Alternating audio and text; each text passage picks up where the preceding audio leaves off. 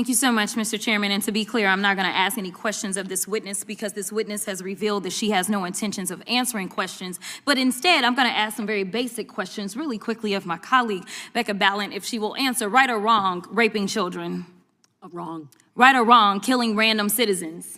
Definitely wrong. Right or wrong, enriching yourself as the sitting president of the United States. Definitely wrong. Okay, thank you, because I probably never would have got that with our witness. Our witness who somehow is a lawyer but does not understand how it works with witnesses. I'm not really sure what law school she went to and what all kind of cases she tried, but typically when you come into a space and somebody's a witness, then they sit there and they answer questions instead of asking questions. And then we also have this objection that we use as lawyers called non-responsive when a witness fails to actually answer the question. But nevertheless, let me address the survivors because that's exactly who they are. They are not victims, they are survivors. Let me say thank you for having more courage and moral clarity in your pinky fingers than the entire Department of Justice. We are currently the laughing stock of the world, partially because of the failed leadership within the DOJ as we see kings and queens falling everywhere around the world. But we don't know the basics of right and wrong in this country because it's not about partisanship.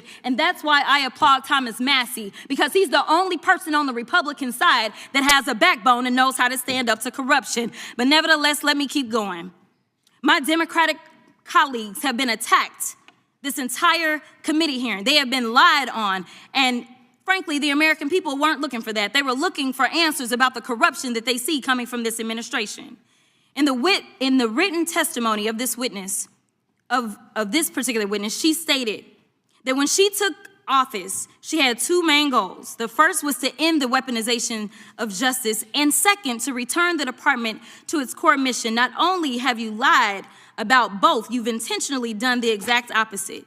You're spending more taxpayer resources arresting journalists than you are prosecuting pedophiles and creeps. In fact, your boss, the President of the United States, stated that this administration, quote, took the freedom of speech away. And at your direction, DOJ has arrested Don Lemon and Georgia Fort. And I might add that y'all actually had a judge that rejected y'all for trying to arrest Don Lemon before, just like the grand jury rejected y'all as it relates to Senator Kelly, just like a grand jury rejected y'all as it relates to Senator Slotkin, just like the case against Tish James was dismissed and the case against Mr. Comey was dismissed. I completely don't get how it is that you're sitting at the top of DOJ because you don't seem to be good at your job.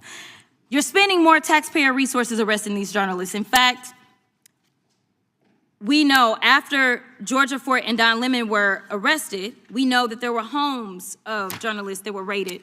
We know that threatened prosecution against students protesting your actions and forced tech companies to remove apps used to track ISIS activities. But let's circle back to you protecting pedophiles and creeps, because I want to talk about the president and his possible involvement with Jeffrey Epstein.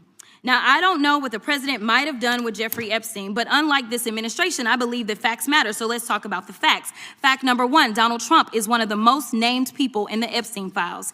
At least 5,000 files contained more than 38,000 references to Trump, his wife, or Mar-a-Lago. Fact number two, Jeffrey Epstein and Ghislaine Maxwell made young girls available to Trump on multiple occasions. For example, according to this file, Ghislaine Maxwell presented a young girl to President Trump who spent more than 20 minutes apparently flirting with her. Here's another example. This shows notes from FBI investigators that describe Jeffrey Epstein transporting a victim to Mar-a-Lago to meet with President Trump, where he bragged to Trump that, quote, this is a good one. Now, I'm not saying that the president is a pedophile, but there is a lot of evidence in these files that suggests that he's very close friends with a lot of men who are pedophiles. What's crazy about all of this is just that this is a big cover-up.